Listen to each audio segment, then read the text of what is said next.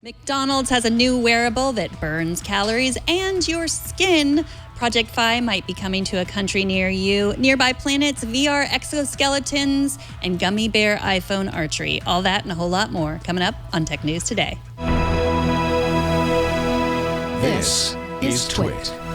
Bandwidth for Tech News Today is provided by CashFly at CACHEFLY.com.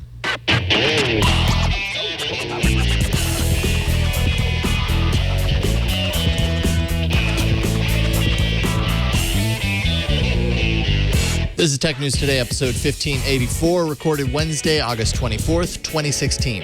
This episode of Tech News Today is brought to you by Blue Apron. Blue Apron will send you fresh, high-quality ingredients to cook delicious meals with simple step-by-step instructions right to your door. See what's on the menu this week and get your first 3 meals free with free shipping by going to blueapron.com/twit. That's blueapron.com/twit. And by Rocket Mortgage by Quicken Loans. Rocket Mortgage brings the mortgage process into the 21st century with a fast, easy, and completely online process. Check out Rocket Mortgage today at quickenloans.com/TNT. And by Igloo Software. Igloo is an intranet you'll actually like. It connects people with the information they need to do their best work. Try it for free at igloosoftware.com/twit or sign up for a live demo to see it in action. Hello and welcome to Tech News Today. We are the Abbott and Costello of technology news. I don't know what they do characteristically. It's something like that, right? Ha ha, laugh, funny. I'm Megan Maroney. I'm Costello. Not Elvis Costello. I'm Jason Howell, actually. Let's talk about news. Let's do. Last we heard. Biggest news in the world, by the way. This is the biggest news. Last week we heard that McDonald's was stepping up its health game by handing out plastic fitness trackers with its Happy Meals. Now 29 million of the colorful Step-It are being recalled after reports ranging from skin irritations to blistering and burns on kids who wore the free wearable. Now, nothing is more important to us than the safety of our customers, said a McDonald's representative. There were more than 70 reports. So they started out slow. There were scattered reports, then they stopped giving them away, and then there were more and more reports, and then they recalled them totally. So these were supposed to blink according to how fast you were moving or and they not counted, moving. Right? Yeah, they counted. I guess so, yeah. But I don't know. Like, it's hard. Wearables are hard. The Intel Basis Peak, that burned people. The Fitbit Force caused rash. Did they think they could just create a little wearable for free and put it on kids and think everything was going to be fine? I mean, it's not free. It's $3.80 based on the receipt that Scott Stein from CNET showed in his video. It was $3.80. Well, for the Happy Meal. So you're paying for it somehow. Food, yeah. I guess it's sort of harder to make wearable technology than French fries out of animal fat. As you can see, all he really has to do is tap the base of the watch and it counts as a step. So it's not the most accurate step counter pedometer that there is, but yeah. I like my food hot. I don't like my wearables hot, though. And McDonald's has pulled its promotional videos from YouTube. So, there's that. But hey, props for trying, right? Like, I think that probably, if it wasn't burning you as a kid, you would see those numbers jumping and it might encourage you to move a little bit. That's good, right? If it's burning you, it might encourage you to move fast. That's true. Ow, really, really fast, yes. Just for the record, 9,500 steps would be required to burn off the 510 calories of a Happy Meal.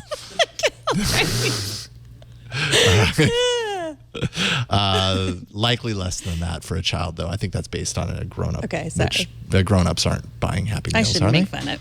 I don't know if grown-ups are allowed to buy Happy Meals. I have no idea.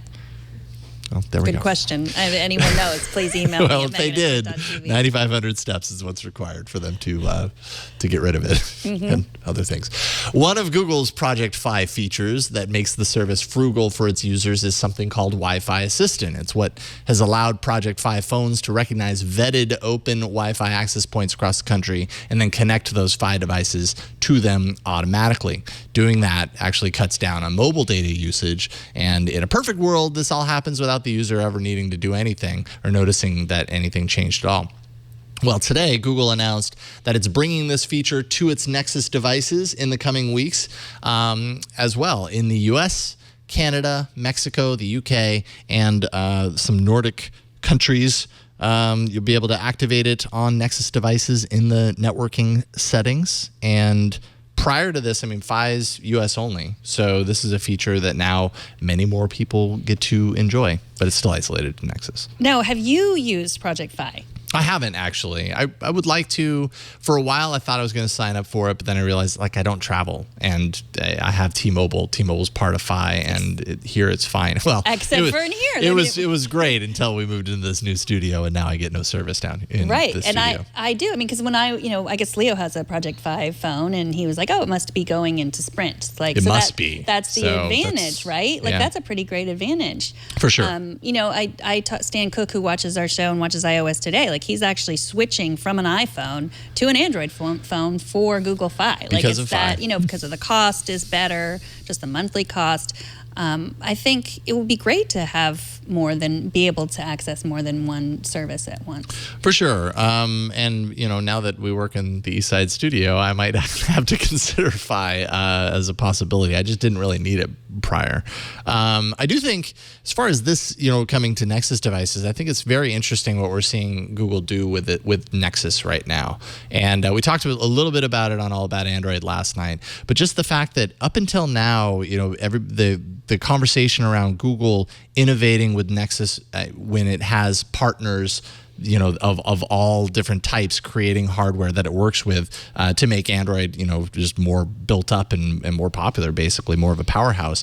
The discussion's always been around Google doesn't want to offer too much because they're partners, they're not competitors necessarily, and they don't want to tick them off. I think what we're starting to see is Google kind of turning a corner and saying, you know what, our Nexus devices can go toe to toe to anything, and here are special features that you only get on Nexus, and kind of not caring about the whole competition aspect, at least to a certain degree.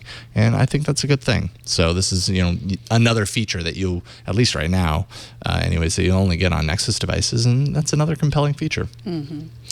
Well, today is the 5th anniversary of Steve Jobs' resignation from Apple, which seems to be a good time as any for all of us armchair quarterbacks to decide whether or not Tim Cook has filled Jobs' shoes.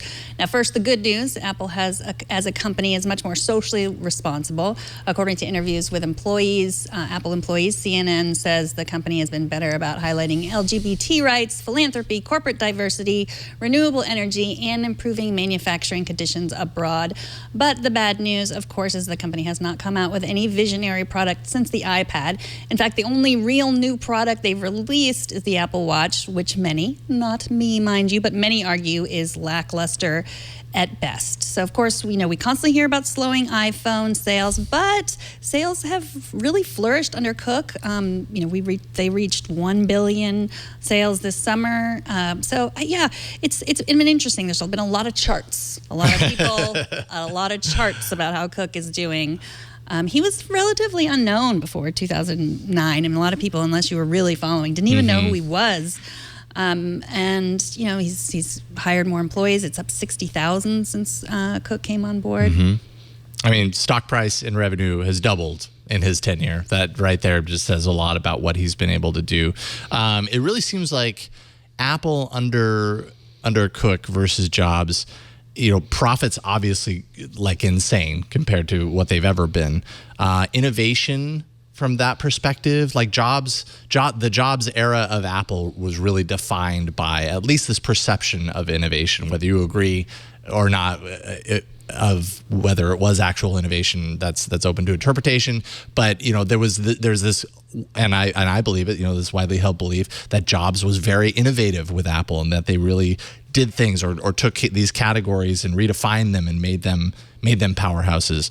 And under Cook, it seems like that's maybe slowed down a little bit, but that isn't hurting their bottom line necessarily. It's just a lot of people, I think, expect that because that's the way it's been. We haven't seen the TV product, whatever that may be, maybe nothing at all, as we've talked in previous episodes. Haven't seen the car product. That's years down the line. So there are areas where Apple, under Cook's leadership, could definitely kind of regain that momentum that it had there. But I don't think it's hurting Apple any. I think Tim Cook's done a pretty remarkable job with Apple in 5 years.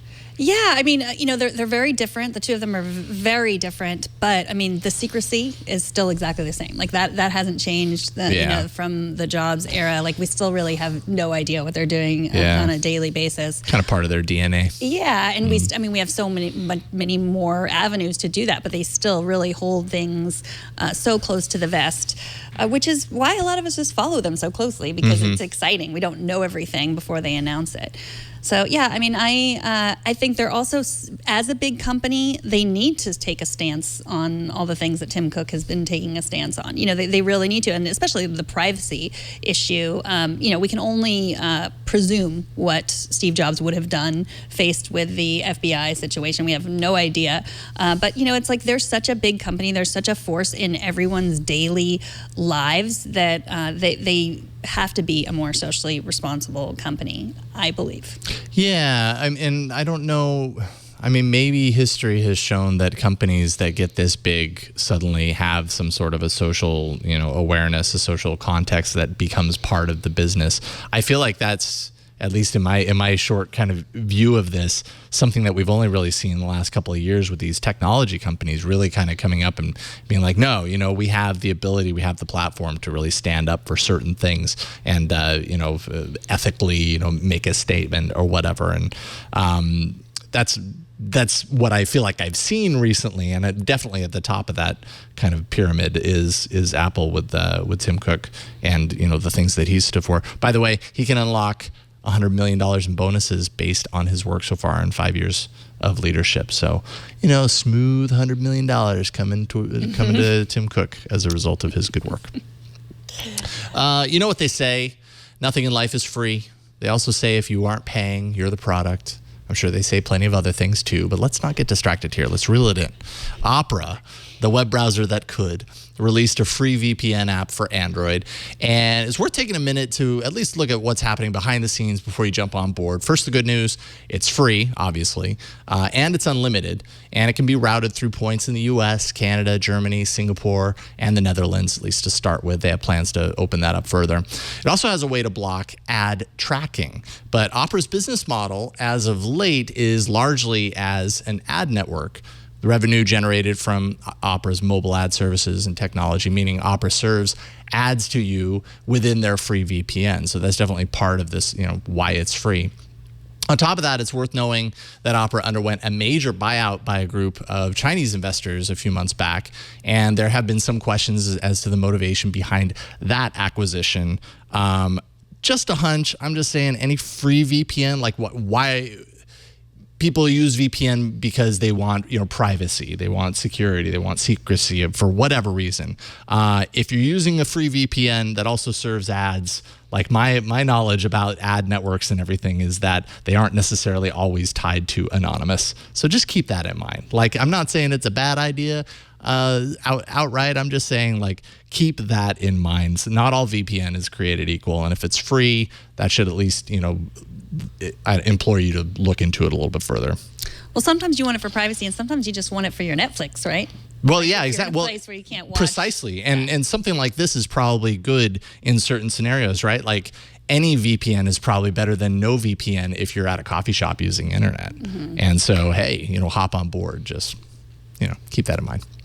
Up next, Brian Clark from The Next Web will join us to discuss a few stories he's been working on. But before that, and it covers the gamut, let me tell you. But before that, let's take a minute to thank Blue Apron, the sponsor of this episode. Blue Apron's mission is to make incredible home cooking accessible to everyone while supporting a more sustainable food system, setting the highest standards for ingredients, and building a community of home chefs. Blue Apron delivers seasonal recipes along with fresh, high-quality ingredients to make delicious home-cooked meals. Each meal comes with a step-by-step, easy-to-follow recipe card and pre-portioned ingredients that can be prepared in 40 minutes or less. You can save time and money. Shopping at the grocery store is 60% more expensive than Blue Apron. If you spend a lot eating out or you shop a lot at high-end grocery chains, well, in this case, you can now spend under $10 per person for healthy home-cooked meals. Customize your recipes every week based on your dietary preferences and choose a delivery option that fits your needs. There's no weekly commitment, so you only get deliveries when you want them. Blue Apron delivers to 99% of the continental U.S., Also, Blue Apron sets the highest quality standards for their community of over 150 local farms, fisheries, and ranchers across the U.S. Seafood is sourced sustainably, beef's raised humanely, chickens are free range, pork is raised naturally and regenerative, farming practices are used for produce. By shipping the exact amount required for the recipe, Blue Apron is also reducing food waste and making the recipes just a little bit easier to follow because you have exactly what you need to make them. Whether it's Japanese ramen noodles, wild-caught Alaskan salmon, or heirloom tomatoes, Blue Apron brings you the best. Blue Apron not only supports a more sustainable food system, it supports happy and healthy families. Cooking together builds strong family bonds, and research shows the Blue Apron families cook nearly 3 times more often. New recipes are created every week by Blue Apron's culinary team and are not repeated within a year. So things like spiced pork burgers with goat cheese and cucumber corn salad, summer vegetable and quinoa bowl with fairy tale eggplants, shishito peppers, and corn, chicken tinga tacos with summer squash and tomato salsa. It still makes me smile when I say that. Check out this week's menu and get your first 3 meals free with free shipping by going to blueapron.com/twit. You're going to love how good it feels and tastes to create incredible home-cooked meals with Blue Apron, so do not wait. Visit blueapron.com/twit. And we thank Blue Apron for their support of Tech News Today. And now it's time to check in with a few off-the-beaten-path tech stories. Joining us with his signature brand of tech wisdom is Brian Clark from The Next Web. Welcome, Brian. Thanks. That signature is kind of nice. I like it. Yeah. I'm really surprised you guys invited me back after trying to poach Megan and then insulting Jason's home state last time. It's okay. It's okay. We're actually, more than anything, just curious to know what you're going to say next. Yeah, that's part of the fun. All right. So the Olympics are over, and we want you to tell us who won. And when I ask who won, I mean who won in the war of how we streamed them to our gadgets. Microsoft won, and that was kind of surprising to me because we've got all these great gadgets for streaming TV these days. Apple TV, Roku, Amazon Fire TV, and barely anybody streamed the Olympics on them, but Windows PC owners streamed the Olympics at a clip of like 47.5%, I believe, which completely overshadowed everyone, including Mac owners, which were like 14%. Roku, I think, was the biggest set-top box with like 9%. So it was actually kind of surprising. People turned to the desktop rather than the mobile or specialty devices. Now, I like to throw correlation versus causation right out the window when I talk about technology, but do you think that this means that more Windows users like the Olympics, or it was better to watch in some way on a Windows PC? What do you think? Wow. I wish we could bring causation and correlation back. Okay. I really don't know. It really surprised me. I saw the numbers this morning, I think on the Washington Post, maybe. And I don't know. I really couldn't make sense of the numbers, especially after Tim Cook is basically trying to force down everyone's throat that an iPad is a PC and PCs are dying. But it really seems like, at least in this sense, that there's still a firm footing in the market for PCs, even if it's not for everyday use. Yeah, like I've been trying to figure this out, and like in my head it makes sense to a certain degree on 2 fronts. One, if you've got a home setup, in order to run these apps, a lot of times it has to be validated by a cable subscription of some sort. So, it's possible that if people, are watching it on their TV, they're not watching it on Apple TV, they're watching it on the TV because they've got that cable subscription, maybe they've DVR'd or whatever. And maybe PC is so big because, when they're not at home, they're at work and they've got a computer there. And so they validate, through the website, and they have it up on the side because the Olympics is running throughout the course of the whole entire day. And I don't know, maybe that's a lot to expect to influence these numbers. I had similar thoughts. And then another one to me was there are a lot of, especially people in the geek community, that have home theater PCs. Mm-hmm. So I was thinking that between the home theater PCs that really haven't turned over into a Roku yet, or just like you said, maybe businesses that just have it running all day connected to a PC. Because in general, wasn't viewership down as a whole? So it just seems strange to me that if viewership's down, the devices we use the most often aren't the ones we're streaming it with. Yeah, sure. You watched on the PlayStation View, Jason. I watched it on the PlayStation View. Yeah, awesome. Actually, I'm really positive on the PlayStation View. It was just nice because, we did cut the cord a couple of months ago. We're like, how can we watch? The Olympics is on all the time and there's millions of events, not actually literally millions. But the PlayStation View has the DVR capability. So we paid the $40 for the single month, had the DVR'd everything, and we were able to watch it on our own terms, and that really helped. So I don't know how that influenced these numbers any, and I'm sure there weren't an insane amount of people using PlayStation View to watch the Olympics. I feel like View is pretty minor, as far as user base goes.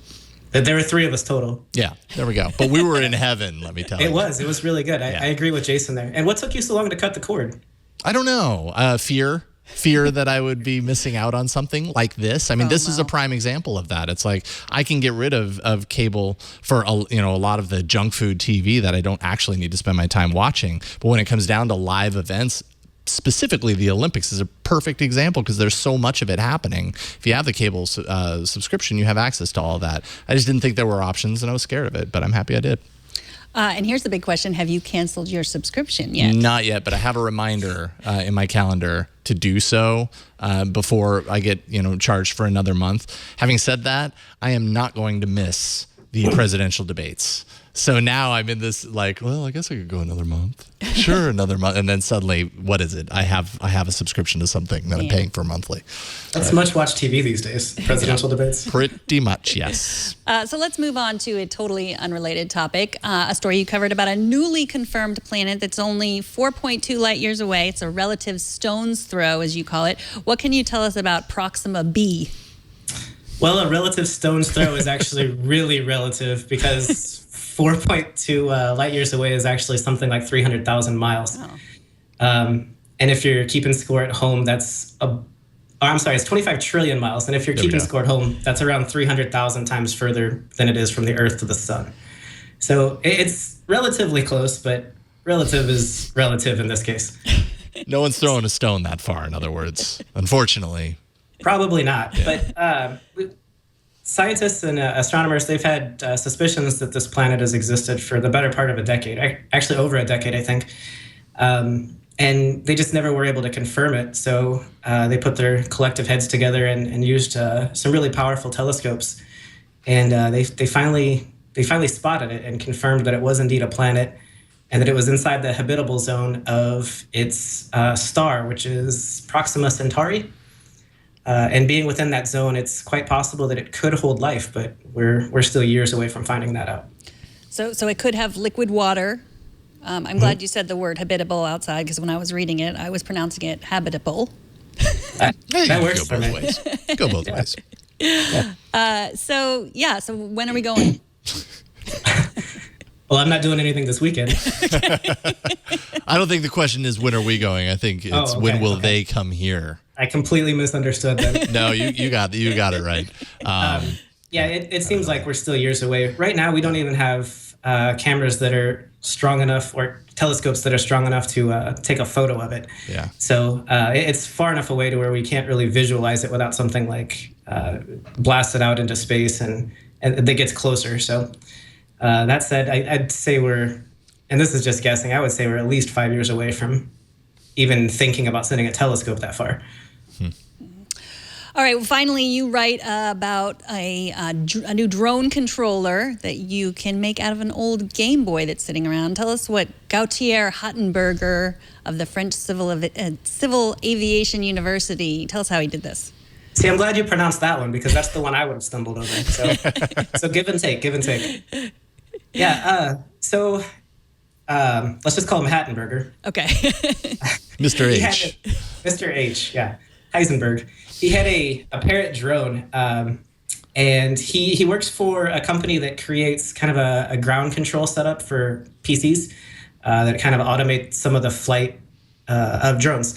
And he found an old Game Boy at his parents' house, and unlike most of us who probably would have immediately popped in Tetris or something, his first thought was, can I fly a drone with this? And he set to work creating a microcontroller or a controller out of a Game Boy that it did indeed fly a drone.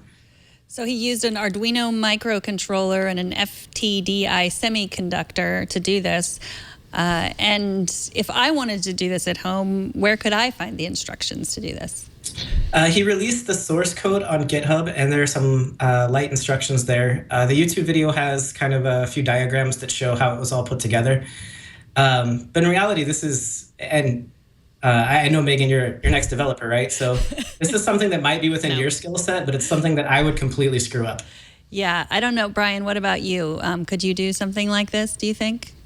But no, The other Brian. The Brian that does the show. I wasn't sure does which this. Brian. If you're talking to me, yeah, I think it'd be pretty simple. It's just taking the inputs from the Game Boy and translating it to the computer and then sending it to the drone. But I mean, the microcontrollers and the computers on the drones, me and Padre have programmed in the past, and it's just a different way of transmitting the signal, really. I think I would be even more impressed, Brian Burnett, if you would do this, but then have a camera on board of the drone that transmits the video back to the Game Boy, and you see it in the traditional Game Boy monochrome pixelated sort of sense. Yeah. Then I'd be really impressed. That would be a lot more difficult. Okay, but I'll get to work on that. All right, good. My That's all I experience ask. with an Arduino is basically making a light blink, and then every now and then I can make one blink in sequence. So It's a start. Yeah, baby yeah, steps. it's Baby not steps. for me. But it was really cool. Like I would love to get an old Game Boy and try it. Yeah, For so sure. he did it with a Parrot drone. I don't know if it can be done with other drones, or is this Parrot specific? It's supposed to be able to be done with any drone as long as it can send or receive a signal, which I think is all of them. Yeah. So Excellent. Well, it's part of the Paparazzi project. They were at DEF CON. Brian Burnett, did you see them at DEF CON? I do not recall, no. Well, you can check that out. We'll have a link in our show notes, and you can find a link at the next web in Brian's article. And Brian is very prolific. He has more articles about emoji and many other topics. It was like, let's bring him on to talk about one of his stories. And then we read through them and we're like, wow, he really just jumps all over the place. Let's do a few of these suckers. I really do. Anything that I think might be interesting, entertaining, whatever, that's pretty much what I write. We've got a lot of freedom at the next web. Excellent. Well, thank you so much, Brian. So you can find Brian at the next web, or you can find him on Twitter. Thanks for coming on. All right. Thanks, guys. Thank you, Brian. We'll talk to you soon.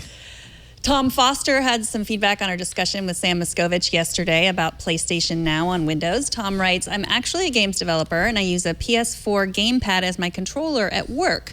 I have to use a community driver called DS4 Windows. It is really amazing that someone has written this, but it is still buggy. I've always hoped that Sony would release a Windows driver, as I use a cable to connect mine to the PC, but with the release of this new dongle that we talked about yesterday, I am losing hope in that entirely, as I then wouldn't need to buy their adapter. A number of my colleagues use the PS casting to play on their home PlayStations from work, and if that was compatible with this dongle, well, that would be a huge win as well. Excellent. So get it, Tom, and then tell us how it goes. Love to hear like a little mini review or something like that. Yeah, thanks for writing in, Tom. Yeah. We love to get your emails, tnt@twit.tv. So you can even send us video, send us voice memos. You can communicate with us in lots of ways. We'll take it all. After the break, Addie Robertson is here to talk VR haptics. But first, let's take a minute to thank Rocket Mortgage by Quicken Loans, the sponsor of this episode. Mortgages are exhausting, but they do not have to be. Rocket Mortgage brings the mortgage approval process into the 21st century. It's fast, it's powerful, and it's completely online. Rocket Mortgage has taken all the complicated, time-consuming parts of applying for a mortgage out of the equation. If you hate searching through stacks of old files and paperwork, you don't have to anymore. With Rocket Mortgage, you can just share your bank statements and your pay stubs at the touch of a button. That helps you get approved in minutes for a custom mortgage solution that's tailored to your unique financial situation. Even better, with Rocket Mortgage, you can do all of this on your phone or your tablet. It's a quick online process that you can manage from the convenience of your couch. So if you're looking to refinance your mortgage or buy a home, check out Rocket Mortgage today at quickenloans.com/TNT. That's quickenloans.com/TNT. Equal housing lender, licensed in all 50 states, NMLS consumeraccess.org, number 3030, free. And we thank Rocket Mortgage by Quicken Loans for their support. All right, so Leap Motion is taking a step to make its hand tracking technology a bit more intuitive for users. Joining us to talk about this, and oddly enough, another hands in technology story is Addie Robertson from The Verge. It's great to have you here. Thanks so much for joining us tonight. So we got two hands in technology stories. So let's start with one here. First up, you wrote about Leap Motion's announcement of the interaction engine today. What shortfalls does this address with Leap Motion technology right now? So on a really broad level, what this is meant to address is that the physics engines in video games right now are not meant for you actually putting your hands in a game and trying to interact with them. They're sort of meant to detect collisions and make sure that things don't collide. But that means that if you're trying to grab something, that it might bounce away from you. If you try to run your hands through it or throw it, that it's not going to behave the way that you would actually expect an object you were picking up to behave. How disconcerting has this been as a Leap Motion user prior? Because I understand you haven't actually played around with this improved tracking kind of update. I think this was just kind of teased more than anything today for developers. But what was it like prior to this in your experience? So Leap Motion's been using what I understand is sort of a prototype of it in their previous demos. So I've tried a little bit of that, and I've tried it beforehand. It's that a lot of the time Leap Motion will work perfectly well. But then there's that one time in, maybe 10 where you try to grab something and it just kind of slips out like soap. Or you try to stack one block on top of another and they really hate being together, and so they freak out and fly all over the place, which is bad because it's like if you have a mouse and that mouse didn't register one out of every so often clicks. Interactivity systems really have to absolutely be stable for them to not be incredibly annoying. Yeah, and some sort of connection. I mean, I imagine, when you're in the virtual environment and things just aren't working, I mean, that totally removes you from the immersion of the experience.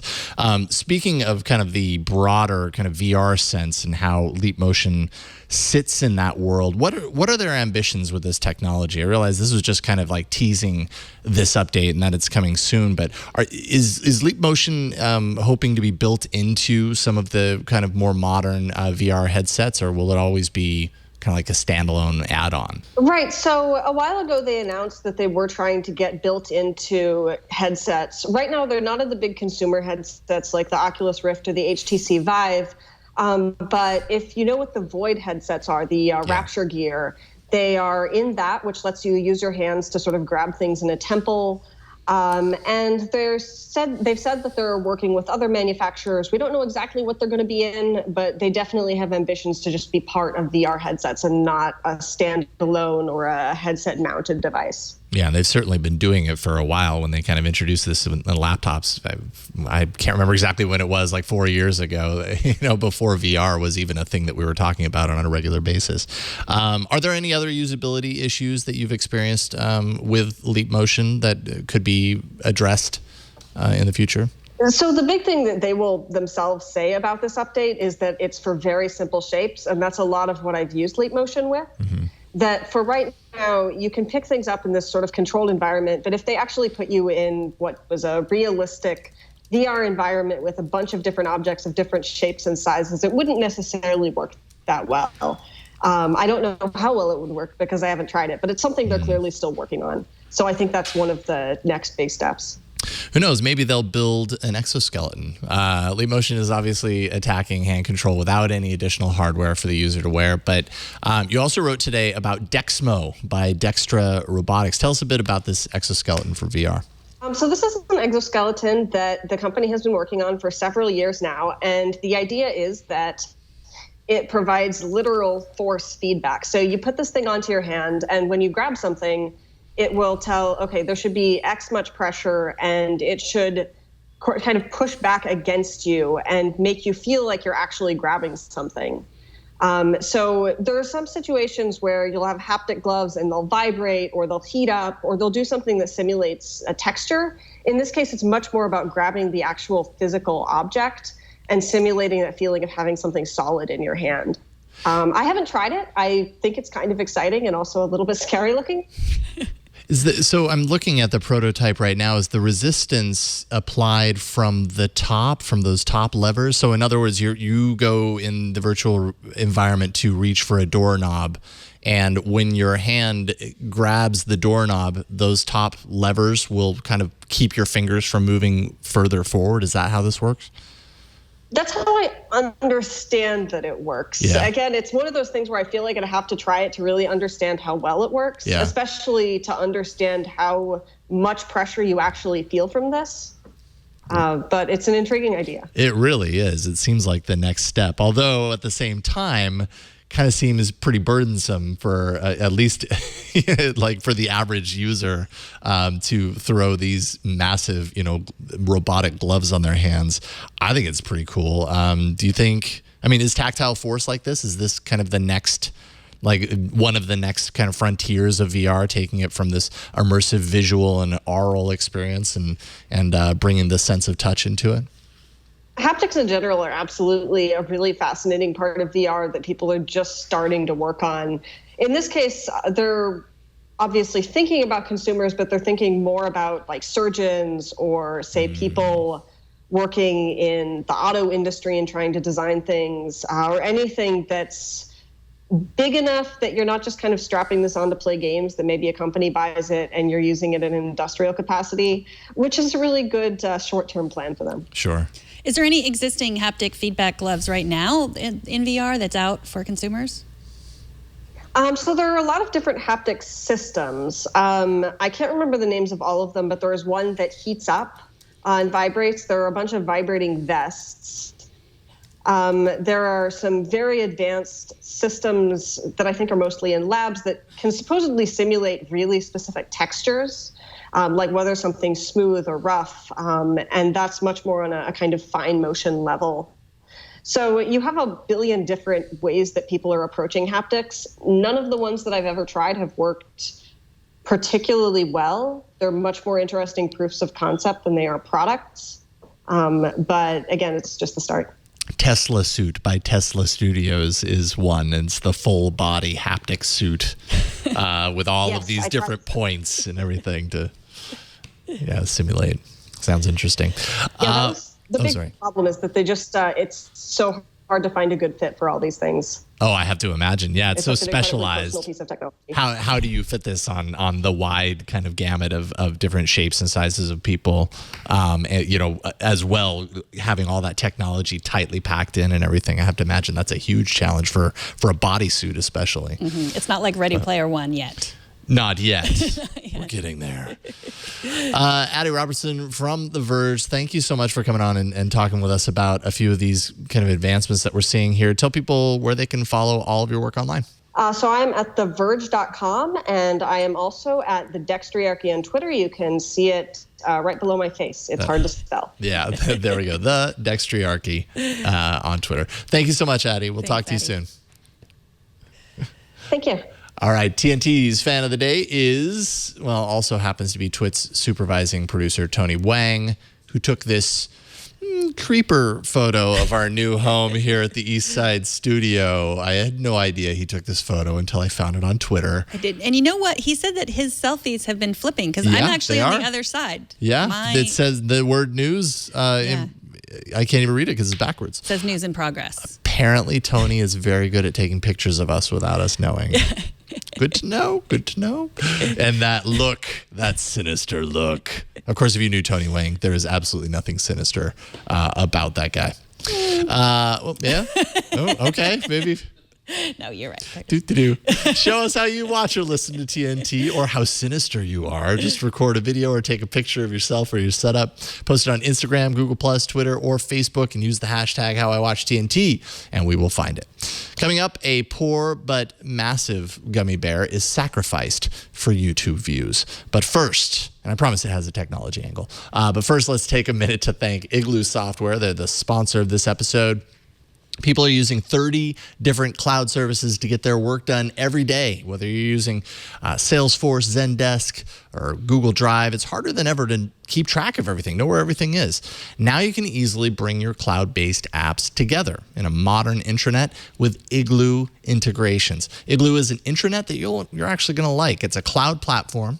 It helps you share files, collaborate on documents, blog updates, coordinate calendars, and manage projects. Unlike other solutions, you can customize Igloo to fit your needs and work with your current IT investments like Office 365, Salesforce, SharePoint, Active Directory, file sharing solutions like Google Drive and Dropbox, and support systems like Zendesk. Igloo also offers a variety of access, authentication, and identity services to ensure that only authorized users have access in private clouds over SSL and with 256-bit encryption. It's used by large enterprises and growing companies like User Testing, BDO, American Family Insurance, and ATP World Tour. And you can try it for free. Just go to igloosoftware.com/twit.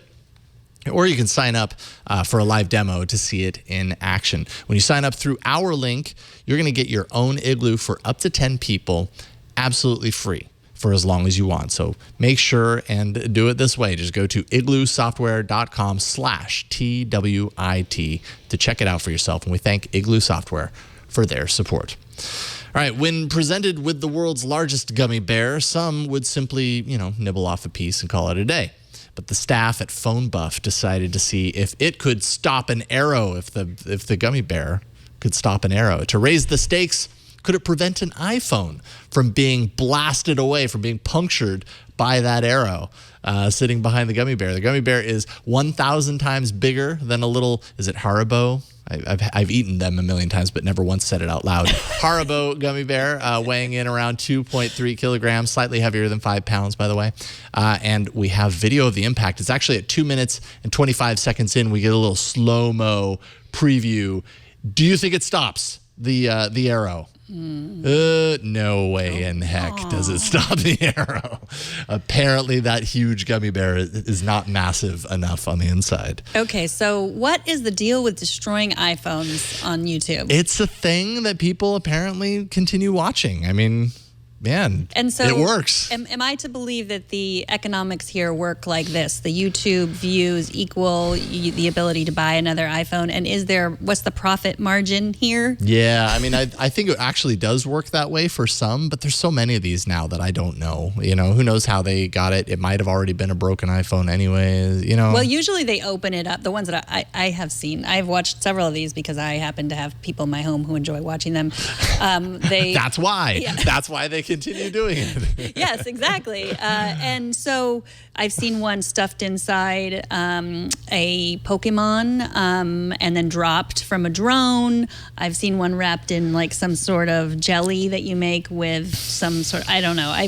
And they usually, part of it is that they open it up and they say like, here it is. It's brand new. I'm taking it out of the box. It's pink. It's usually my iPhone that I love so much. And it's sad to watch this. I know. They get burned. They get cooked. It's a waste. But it's entertainment. It's TV. Right. Who are we to judge? Yeah, I suppose so. I mean, we aren't destroying. Well, I've destroyed technology, not intentionally, but it happens. I mean, I have thrown the video of me throwing the computer off the cliff, but I hated that computer, and it was already broken. It looked like a dumb computer. It was dumb. I didn't like that computer the moment I looked at it. And gummy bears were not involved. Because they were, I would have eaten started it. about destroying that gummy bear. You're out tomorrow. What the heck? I'm going to be doing some of that tomorrow. No, don't do it. You should have thrown it off the cliff. I think you will, right? I eventually, after I get injured. You hurt it fought back. yourself. Did. Way less dramatic than shooting an arrow through it. I know. We did This is the payoff, though, right here. This was like a decade before YouTube started. It was maybe 5 years before YouTube started. So did you make back enough money to pay for this computer that you trashed? I don't know. It was on actual cable television back then, so who knows? Oh, yeah. Bigger profits back then. Yeah. Yes. In some way, you made back your money, but you didn't pay for the computer. So I guess, but did that come out of Leo's pocket? Probably. No. And we picked it up. We picked up all the pieces. No. We didn't let them wash into the ocean. Very smart. That's good. You're out tomorrow, right? I'm gone tomorrow. What the heck? I will not be here. Why are you doing this to me? I don't see how many iPhones I can destroy. Who knows? Okay, cool. See how many gummy bears you can get and bring them into the studio on Friday. Tomorrow, I will have Father Robert Balisera sitting next to me in this studio as a guest for the show. Looking forward to that in Megan's absence. TNT records live every Monday through Friday at 4 p.m. Pacific, 7 p.m. Eastern, 11 p.m. UTC at twit.tv/live. You can be part of the show by emailing us at tnt@twit.tv. You can leave us a short voicemail at 260-TNT-SHOW, and you can hit us up on Twitter, but don't hit us, at Tech News Today TV. We would love for you to come see us. Email tickets at twit.tv. Come sit in our beautiful studio audience. Join us. We would love to have you. And subscribe to the show. We'd love to have you that way, too, if you can't make it here. Yeah. Find all the ways to subscribe at twit.tv/TNT. And if you want to tweet at me, I'm at Megan Maroney. And I'm at Jason Howell. Thanks to our technical director, Brian Burnett. Thanks to Patrick Delahanty for scrolling words endlessly on a screen. And thanks to you for talking tech with us today. We'll see you all tomorrow. Bye, everyone.